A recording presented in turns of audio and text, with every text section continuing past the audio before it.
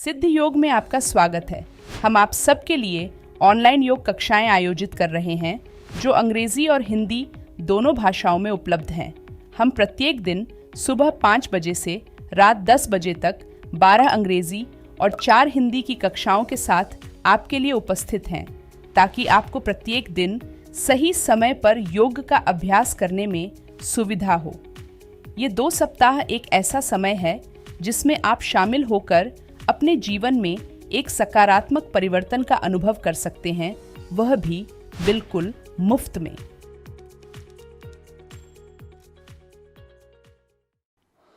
दोस्तों, क्या आपके हाथों की स्ट्रेंथ बहुत कम है? आपकी कोर की स्ट्रेंथ बहुत कम है, आप इसको बढ़ाना चाहते हैं।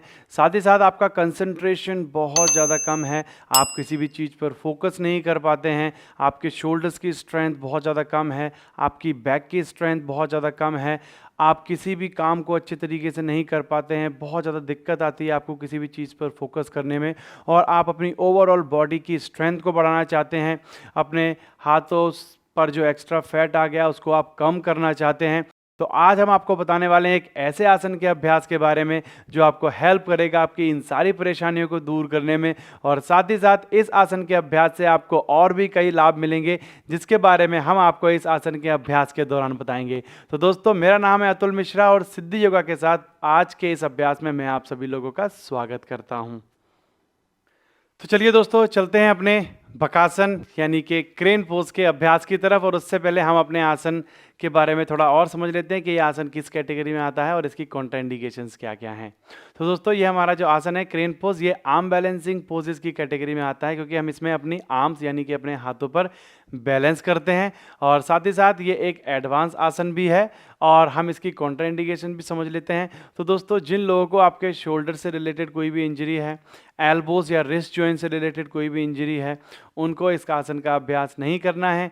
साथ ही साथ प्रेग्नेंट लेडीज़ को भी इसका अभ्यास नहीं करना है। जिन लोगों को पेट में हाल ही में कोई सर्जरी हुई है, जैसे कि आपको पेट से रिलेटेड कोई अदर समस्या है, आपको बहुत ज़्यादा दर्द रहता है आपके पेट में, तो भी आपको इस आसन का अभ्यास नहीं करना है। साथ ही साथ जिन लोगों को बैक से रिलेटेड कोई भी इंजरी है, बैक पेन की समस्या है, उनको भी इस आसन का अभ्यास नहीं करना है। वैसे तो ये आसन एडवांस कैटेगरी में आता है, तो आपको पूरी तरह से फिट होना जरूरी है इस आसन के अभ्यास को करने के लिए। तो चलिए अब हम चलते हैं इस आसन के अभ्यास की तरफ, और सबसे पहले हम अपने इस आसन के अभ्यास से पहले हमें जो प्री आसना और प्री प्रैक्टिसेस करनी है उनको समझ लेते हैं। तो सबसे पहले हम अपनी प्री प्रैक्टिसेस की तरफ चलते हैं कि क्या क्या प्री प्रैक्टिसेस करनी है हमें अपने इस आसन के अभ्यास के लिए। तो चलिए दोस्तों, सबसे पहले हमें टेबल टॉप की पोजीशन में आना है इस तरीके से, ठीक है। तो टेबल टॉप की पोजीशन में आने के बाद हमें अपनी कोर के लिए और अपनी रिस्ट और शोल्डर्स की स्ट्रेंथ पर काम करना है, ठीक है, क्योंकि इस आसन के अभ्यास में हमारी रिस्ट, हमारी जो कलाइयाँ हैं, और हमारे शोल्डर्स की स्ट्रेंथ और हमारे कोर की स्ट्रेंथ बहुत ज़्यादा यूज़ होती है। तो हमें क्या करना है, पैर के अंगूठों और उंगलियों को अंदर की तरफ टक करके अपने घुटनों को ऊपर उठाना है, और इस तरीके से अपनी कोर पर और अपनी रिस्ट पर, अपने शोल्डर्स पर प्रेशर डालना है। तो आप इस तरीके से 10 से 15 सेकंड तक होल्ड करेंगे, फिर उसके बाद घुटनों को नीचे टच कर देना है। फिर आप 10 से 15 सेकंड के लिए घुटनों को ऊपर करके प्रेस करेंगे, थोड़ा सा बॉडी को आगे की तरफ पुश कीजिए जिससे कि आपकी रिस्ट, आपकी कलाइयों पर भी प्रेशर आए। हाथ की उंगलियों को प्रेस करके रखना है। तो ये प्रैक्टिस जो है काफ़ी अच्छी है, प्री प्रैक्टिसेस आपके कोर और आपके रिस्ट और आपके शोल्डर्स की स्ट्रेंथ को बढ़ाने के लिए। और जो हमारी अगली प्रैक्टिस है, प्री प्रैक्टिस क्या रहेगी इस आसन के अभ्यास के लिए, तो हमें करनी है प्लैंक की प्रैक्टिस। तो यहाँ भी हम यहाँ पर घुटनों को बैंड करके कर रहे थे, अभी हमें घुटनों को सीधा करते हुए बॉडी को आगे की तरफ पुश करना है, फिर धीरे से घुटनों को डाउन करेंगे, पुश करेंगे आगे की तरफ, रिस्ट पर प्रेशर डालेंगे, फिर धीरे से डाउन करेंगे, रिस्ट पर प्रेशर डालेंगे, आगे की तरफ पुश करेंगे, फिर धीरे से डाउन करेंगे। तो आप इस तरीके से कंटिन्यू प्रैक्टिस कर सकते हैं, और साथ ही साथ आप प्लैंक पोजीशन में यहाँ पर होल्ड भी कर सकते हैं। तो ये भी काफ़ी अच्छी प्रैक्टिस है आपके रिस्ट, आपके शोल्डर्स और आपकी कोर की स्ट्रेंथ को बढ़ाने के लिए, जिससे कि बहुत ज़्यादा हेल्प आपको मिलेगी आपके इस आसन के अभ्यास को बेहतर बनाने के लिए। तो आपको जो बकासन है, क्रेन पोज है, उसके लिए ये दोनों प्री प्रैक्टिसेस बहुत ज़्यादा ज़रूरी हैं। अब चलते हैं अपनी अगले आसन की तरफ कि कौन सा आसन हमें करना है इस आसन के अभ्यास को करने से पहले। तो सबसे पहले दोस्तों, आपको बकासन का अभ्यास करने के लिए आपको मलासन की प्रैक्टिस करनी है इस तरीके से, क्योंकि अगर आप इस तरीके से नहीं बैठ पाते हैं ये आसन अगर आप नहीं कर पाते हैं, जिनके कि एंकल जॉइंट और नी जॉइंट्स बहुत ज़्यादा स्टिफ हैं, तो आपके लिए बकासन करना थोड़ा सा हार्ड रहेगा। तो आप बकासन करने से पहले इस आसन का अभ्यास भी जरूर करें थोड़े समय के लिए, क्योंकि आपकी हिप मसल्स अच्छे से स्ट्रेच होगी, आपके घुटनों के जॉइंट अच्छे से स्ट्रेच होंगे, आपके एंकल जॉइंट अच्छे से स्ट्रेच होंगे और आप अपनी स्पाइन को लेंथन कर पाएंगे। आपकी पेल्विस मसल्स को अच्छा स्ट्रेच मिलता है, पेल्विस मसल्स को अच्छी स्ट्रेंथ मिलती है। तो काफ़ी अच्छी प्रैक्टिस रहेगी ये आपके इस आसन के अभ्यास से पहले, क्योंकि हम जब बकासन का अभ्यास करते हैं तो ये आसन हमारी शुरुआती पोजीशन रहती है बकासन का अभ्यास करने के लिए। ठीक है, नेक्स्ट जो है वो हमें क्या करनी है प्रैक्टिस, हमें अपनी टिप टो पोज की प्रैक्टिस करनी है। तो आप इस तरीके से अपनी एड़ियों को उठा लीजिए और अपने पैर के अंगूठों और उंगलियों पर हमें इस तरीके से बैलेंस करना है। टिप टो पोज नमस्कार मुद्रा में आप अपने घुटनों पर रखकर प्रैक्टिस कर सकते हैं। तो ये भी हमारी प्री प्रैक्टिस रहेगी इस आसन के अभ्यास के लिए। तो जो प्री प्रैक्टिस और प्री आसनास हैं उनके बारे में हमने आपको बता दिया है। अब चलते हैं बकासन की शुरुआती अभ्यास की तरफ कि कैसे हमें बकासन के अभ्यास को शुरू करना है। ठीक है, तो सबसे पहले बकासन का अभ्यास शुरू करने के लिए हमें जो है, जैसा कि मैंने आपको बताया, आपको बकासन का अभ्यास करने से पहले जो हमने अभी 2 प्री आसनास किए हैं, मलासन और आपका टिप टो पोज, इन दोनों का आपको अभ्यास करना है, क्योंकि इनकी जो है पोजीशन रहेगी स्टार्टिंग में। तो जब हम बकासन का अभ्यास करें तो सबसे पहले हम मलासन की पोजीशन में आएंगे इस तरीके से। मलासन के बाद हमें क्या करना है, हमें दोनों हाथ की, दोनों जो आपकी अंडर आर्म हैं उसमें हम उसके बीच में हमें अपने दोनों घुटनों को रख लेना है इस तरीके से, और धीरे धीरे हील को ऊपर उठाएंगे। तो यहाँ पर हमें टिप टो पोज की भी प्रैक्टिस करनी पड़ती है। देखिए, क्योंकि आपकी टोज में जो है स्ट्रेंथ चाहिए, तभी आप अपनी एड़ियों को ऊपर उठा पाएंगे और घुटनों को जो है इस तरीके से बैंड रखना है। तो जिन लोगों को घुटनों में दर्द है वो इस आसन का अभ्यास नहीं कर सकते हैं, क्योंकि यहाँ आपके घुटने बहुत ज़्यादा बैंड होते हैं। तो अगर आपको नी से रिलेटेड कोई इंजरी है, घुटनों में दर्द है, तो आप इस आसन का अभ्यास नहीं कर पाएंगे। तो इस तरीके से देखिए, आपको क्या करना है, धीरे धीरे अपने हिप को ऊपर उठाना है और आगे की तरफ इस तरीके से प्रैक्टिस कर सकते हैं। शुरुआती अभ्यास के लिए दोनों पैर के अंगूठों को नीचे टच रखना है और हाथों की तरफ बॉडी वेट को शिफ्ट करना है। इस तरीके से डाउन करेंगे, फिर धीरे से एल्बो को बैंड करते हुए पुश करेंगे, पैर के अंगूठों और उंगलियों पर आ जाइए, फिर धीरे से डाउन करेंगे। ठीक है, अब आप में से कुछ लोग हैं जिनके की बैक बहुत ज़्यादा स्टिफ है, हिप मसल्स बहुत ज़्यादा स्टिफ हैं, आप बॉडी को आगे की तरफ पुश नहीं कर पा रहे हैं, ठीक है ना। तो आपको क्या करना है, आपको ले लेनी है अपनी योगा ब्लॉक्स। कुछ लोगों को डर भी लग रहा होगा कि अगर आप आगे की तरफ जाएंगे तो आप गिर भी सकते हैं, ठीक है, आपको चोट लग सकती है। तो उसके लिए हमने यहाँ पर ये बॉल्स्टर लिया है, हमारा योगा बॉल्स्टर, ठीक है, और इसको हम अपने फेस के आगे की तरफ रख सकते हैं कि जिससे कि अगर आप बाई चांस गिरते हैं तो आपको जो है आपके फेस पर कोई इंजरी ना आए, इसलिए आप इसको आगे रख सकते हैं। सॉफ्ट सरफेस रहेगा, आपके घर पर जो नॉर्मल पिलो है आप उसको भी यूज़ कर सकते हैं। ठीक है, आप 1 ब्लॉक का यूज़ कर सकते हैं, आप 2 ब्लॉक का यूज़ कर सकते हैं, या फिर 2 ब्लॉक का इस तरीके से आप रखिए। ठीक है, आपको मलासन में अपनी ब्लॉक्स के ऊपर बैठ जाना है। ठीक है, और फिर से अपने दोनों घुटनों को अपनी अंडर आर्म में रख लेना है। ठीक है, दोनों हाथों को नीचे मैट पर रख दीजिए। उसके बाद हिप को ऊपर उठाएंगे और दोनों पैर के अंगूठों और उंगलियों पर आ जाइए इस तरीके से, और धीरे धीरे बॉडी को आगे की तरफ पुश करना है। ब्रीथिंग पर ध्यान दीजिए, आपकी रिस्ट पर जो प्रेशर आ रहा है उस पर ध्यान दीजिए। ध्यान रहे आपकी जो हाथ की उंगलियां हैं वो खुली हुई रहें, कोई भी हाथ को इस तरीके से नहीं करेगा प्रैक्टिस बकासन की। हाथ की उंगलियां पूरी तरीके से आपको खोल कर रखनी है, बिल्कुल खुली रहेंगी दोनों हाथ की उंगलियां, और आपको अपने हिप को ऊपर उठाते हुए अपने नीज को अपनी अंडर आर्म में, कोई भी यहाँ पर नहीं रखेगा, इस तरीके से प्रैक्टिस नहीं करेंगे। ठीक है, ये गलत है, इस तरीके से आपको प्रैक्टिस नहीं करनी है, क्योंकि यहाँ पर आपको कोई ग्रिप नहीं मिलेगी, आप जो है बैलेंस नहीं कर पाएंगे। इसलिए आपको अपने जो घुटने हैं दोनों, उसको अपनी हिप को ऊपर उठाते हुए अपनी अंडर आर्म में रखना है। हाथ की उंगलियां खुली रहेंगी, धीरे धीरे आगे की तरफ पुश करेंगे। आप चाहें तो अपने फोरहेड को नीचे बॉल्स्टर पर टच कर दीजिए और अपने पैरों को इस तरीके से ऊपर उठाकर प्रैक्टिस कर सकते हैं। देखिए, काफ़ी अच्छा बैलेंस आप यहाँ कर पाएंगे आराम से। अगर पैरों को ऊपर नहीं उठा पा रहे हैं तो एक पैर को ऊपर उठा के प्रैक्टिस कीजिए, फिर दूसरे पैर के साथ प्रैक्टिस कीजिए। तो इस तरीके से धीरे धीरे जब आप प्रैक्टिस करेंगे तो आपकी स्ट्रेंथ जो है वो बढ़ेगी।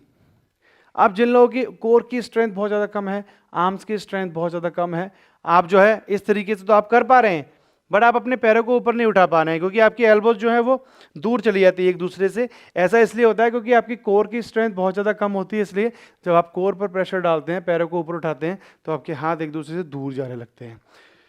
तो आप सभी लोगों को इस तरीके की एक योगा बेल्ट लेनी है, ठीक है, और योगा बेल्ट की मदद से आप आराम से कर पाएंगे। देखिए कैसे करना है, आपको बेल्ट लेनी है, थोड़ा सा इस तरीके से बेल्ट को जो है लॉक करके इस तरीके का आपको सर्कल बनाना है और बेल्ट को अपनी दोनों आर्म पर लेके आ जाइए इस तरीके से। और फिर आपको अपनी नीज को अपनी अंडर आर्म में रखना है, टिप ऑफ टो पर आ जाइए। तो यहाँ पर बेल्ट जो है आपको हेल्प करेगी। देखिए आप अच्छे से बैलेंस कर पाएंगे बेल्ट की हेल्प से। यहाँ एल्बोज को थोड़ा सा बैंड करना है और इस तरीके से आपको प्रैक्टिस करनी है। सामने की तरफ देखिए।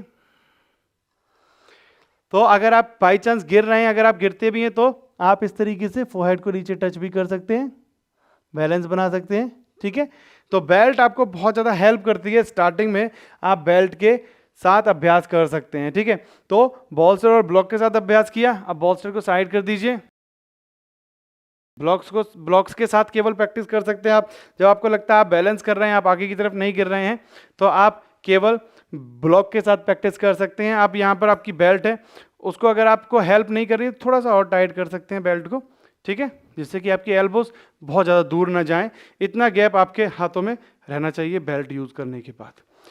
तो यहाँ पर देखिए बेल्ट का यूज़ किया, हील को अप कीजिए और यहाँ पर आपको सबसे ज़रूरी चीज़ कि आपके दोनों घुटने अंडर आर्म में और धीरे धीरे पुश कीजिए आगे की तरफ फॉरवर्ड। किसी भी एक पॉइंट पर ध्यान, एक पैर को ऊपर उठाइए, धीरे धीरे दूसरे पैर को, हाथ की उंगलियों को प्रेस करके रखिए, कोर को टाइट करके रखिए, धीरे धीरे ऊपर की तरफ पैर के अंगूठों को टच कर दीजिए। ब्रीथिंग पर ध्यान, धीरे से डाउन। ठीक है, आप बेल्ट को साइड कर दीजिए। तो हमने बेल्ट के साथ अभ्यास किया। ठीक है, तो बेल्ट के साथ जब आप अभ्यास करेंगे तो धीरे धीरे आपका बैलेंस आने लगेगा। ओके, आपकी रिस्ट की स्ट्रेंथ, आपकी कलाइयों की स्ट्रेंथ बढ़ेगी, आपकी कोर की स्ट्रेंथ बढ़ेगी। तो काफ़ी अच्छी प्रैक्टिस रहती है, बेल्ट के साथ आप कर सकते हैं। ठीक है, अब नेक्स्ट हम विदाउट बेल्ट करेंगे, केवल ब्लॉक के साथ। ठीक है, ब्लॉक हम स्टार्टिंग में अभी कंटिन्यूसली इसलिए यूज़ कर रहे हैं कि आपके पैर ऑलरेडी मैट से थोड़ा ऊपर रहते हैं, तो बैलेंसिंग ईजी रहती है और आप जल्दी अपने पैरों को ऊपर उठा पाते हैं। तो देखिए पहले अपनी टोस पर आ जाइए, टिप टो पोज। दोनों कोहनियाँ अपने इस तरीके से रहेंगी सीधी अभी, और दोनों घुटने अपनी अंडर आर्म में रहेंगे। दोनों हाथों को इस तरीके से रखना है और धीरे धीरे हिप को ऊपर उठाइए और अपनी, आपको क्या करना है, आपको अपनी बॉडी वेट जो है आगे की तरफ शिफ्ट करना है। एल्बोज को बैंड रखेंगे स्टार्टिंग में। देखिए धीरे धीरे ब्रीथिंग को कंटिन्यू रखना है, इस तरीके से प्रैक्टिस करनी है आपको। फिर धीरे धीरे डाउन। ठीक है, ब्लॉक्स को साइड कर दीजिए और अभी विदाउट ब्लॉक्स करेंगे एल्बो को बैंड करते हुए। ठीक है, तो अभी हमें बकासन का जो अभ्यास कर रहे हैं इसमें हम एल्बोज को बैंड रख रहे हैं। ठीक है, तो देखिए इस तरीके से आपको आना है। घुटनों को हल्का सा बैंड रखिए, दोनों हाथों को मैट पर रखिए, पैरों के बिल्कुल सामने की तरफ। आप टिप टो पोज के लिए हील को अप करेंगे, नीज को बैंड करेंगे और धीरे धीरे बॉडी को आगे पुश कीजिए। देखिए एक पैर को ऊपर उठाकर होल्ड कीजिए, ब्रीथिंग पर ध्यान। फिर धीरे धीरे दोनों पैरों को ऊपर उठाइए, घुटनों को बैंड करते हुए, फिर धीरे से वापस। तो स्टार्टिंग में आप इस तरीके से प्रैक्टिस करनी है और आप इस हर आसन, हर बार जब अभ्यास कर रहे हैं तो आप हर वेरिएशन में 10 से 15 सेकेंड या 20 सेकेंड तक की होल्डिंग टाइम लेके चलिए। जब तक आप किसी भी एक वेरिएशन में, जो भी वेरिएशन बताइए, बेल्ट के साथ, बॉल्स्टर के साथ, ब्लॉक के साथ, हर वेरिएशन में 15 से 20 सेकेंड तक होल्डिंग टाइमिंग आपको लेनी है। उसके बाद ही आपको नेक्स्ट स्टेप पर जाना है। ओके, अब चलते हैं फाइनल पोज की तरफ। अभी हमने एल्बोज बैंड करके किया है आसन का अभ्यास। अब हम आसन का अभ्यास अपनी एल्बोज को सीधा करके करेंगे, क्योंकि जब एल्बोज को सीधा कर देते हैं तब आपकी कोर पर और आपकी कलाइयों पर और ज़्यादा प्रेशर आता है। तो ये आपको सबसे लास्ट में प्रैक्टिस करना है। ठीक है, देखिए दोनों पैरों में थोड़ा सा गैप, घुटने बैंड, दोनों हाथ की हथेलियां अपने पैर के बिल्कुल सामने की तरफ, घुटनों को बैंड कीजिए, अपनी अंडर आर्म में रखेंगे अपने घुटनों को और धीरे धीरे अपनी एल्बोज को सीधा करते हुए धीरे धीरे पुश करेंगे बॉडी को आगे की तरफ और दोनों घुटनों को ऊपर उठाएंगे, सामने की तरफ देखिए। तो इस तरीके से आपको बकासन की फाइनल पोजीशन में स्टेप बाय स्टेप पहुंचना है। तो थोड़ा टाइम लगेगा क्योंकि एडवांस पोज है, तो टाइम लगता है क्योंकि इस आसन के अभ्यास में आपको अपनी बहुत सारी मसल्स को ट्रेन करना पड़ता है।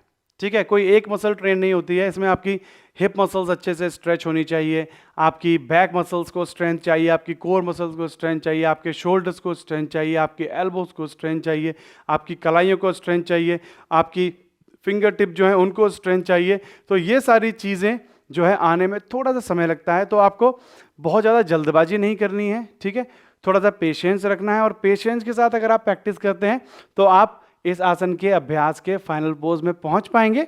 बस आपको जो स्टेप बताए हैं वो फॉलो करने हैं, और प्रतिदिन आपको अभ्यास करना है हर स्टेप के साथ, और 15 से 20 सेकंड की आपको हर बार हर वेरिएशन में आपको टाइमिंग रखनी है, होल्डिंग, तभी आप अपने अभ्यास में आगे की तरफ बढ़ पाएंगे। तो मैं आशा करता हूं कि इस सारी जानकारी के साथ आप अपने इस आसन का अभ्यास अच्छे से कर पाएंगे, और आप बकासन के अभ्यास में पूर्णतः निपुण हो जाएंगे जल्दी ही, अपनी लगातार अभ्यास से, लगातार प्रैक्टिस से। तो आप लोग करिए अपने इस आसन का अभ्यास। हम आपसे मिलते हैं जल्दी ही अगले आसन के अभ्यास में। तब तक के लिए नमस्कार।